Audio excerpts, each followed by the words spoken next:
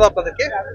আপনারা জানেন যে আমরা গত 1 মাস আগে ঠিক একই রকম অভিযান করেছি, যেন ফুটপাত এবং এই আমাদের যে মহাসড়ক রয়েছে এই মহাসড়কে যানজট মুক্ত করার জন্য এবং জনগণের চলাচল নির্বিঘ্ন করার স্বার্থে আমরা 1 মাস আগে অভিযান পরিচালনা করেছি।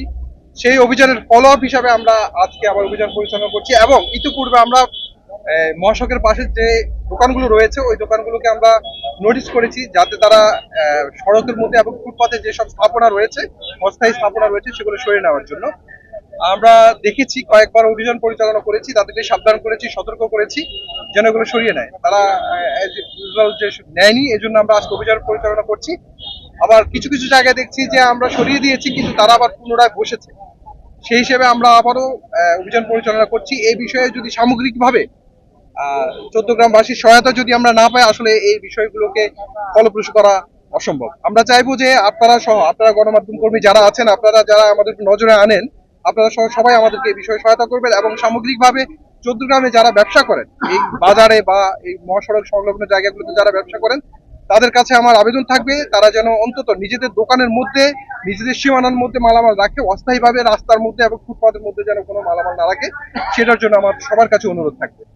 এটা একটা ভালো প্রশ্ন করেছেন। আমাদের 6টি পয়েন্টে মূলত সিএনজি স্ট্যান্ড রয়েছে, সেগুলোর কোনোটি আসলে মহাসড়কে নয়। মহাসড়কের পার্শ্ববর্তী যে চলাচলের যে সড়কগুলো রয়েছে সেগুলোতে সিএনজি স্ট্যান্ড হিসেবে বিবেচনা করা হয় পৌরসভা থেকে।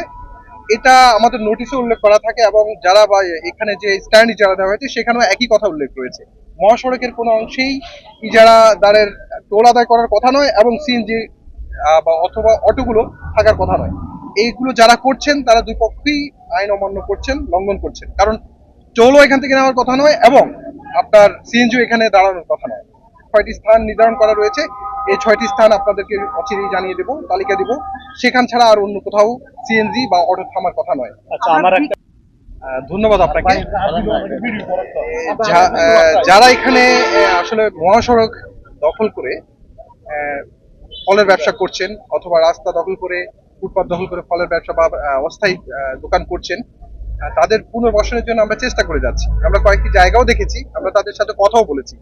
এই যারা আপনারা দেখছেন যারা এখান থেকে চলে যাচ্ছে, এরকম 100 জনেরও বেশি আমাদের সাথে বসেছে, আমরা একসাথে কথা বলেছি। আমরা বলেছি সম্ভাব্য যে জায়গাগুলো আমরা সিলেক্ট করেছি, আমরা বলেছি সেখানে আমরা দেখছি, ব্যবস্থা গ্রহণ করবো যেন তারা বসে তাদের যে নিয়মিত ব্যবসাটা সেটা করতে পারে। কিন্তু তারা আবারও একই জায়গায় চলে আসছে। আমাদেরকে যে সময়টুকুতে আসলে এটা করার কথা সেই সময়টুকু তো দিতে হবে, তাই না? আমরা দেখছি যে তাদের অন্য কোথাও পুনর্বাসন করা যায় কিনা। জায়গা খুঁজে উপযুক্ত জায়গা পেলে আমরা দ্রুতই সেই পদক্ষেপ নেব।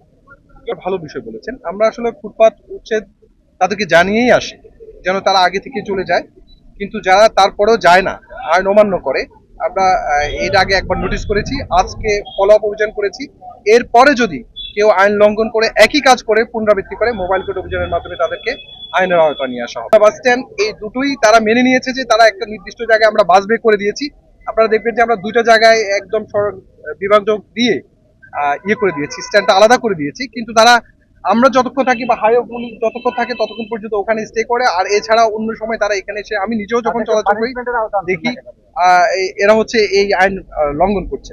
এটা হচ্ছে বিষয়। আমরা দ্রুতই আমরা আজকেও আপনারা দেখবেন যে আমরা একটা জায়গায় বাস বেড ঠিক করে দিয়েছি।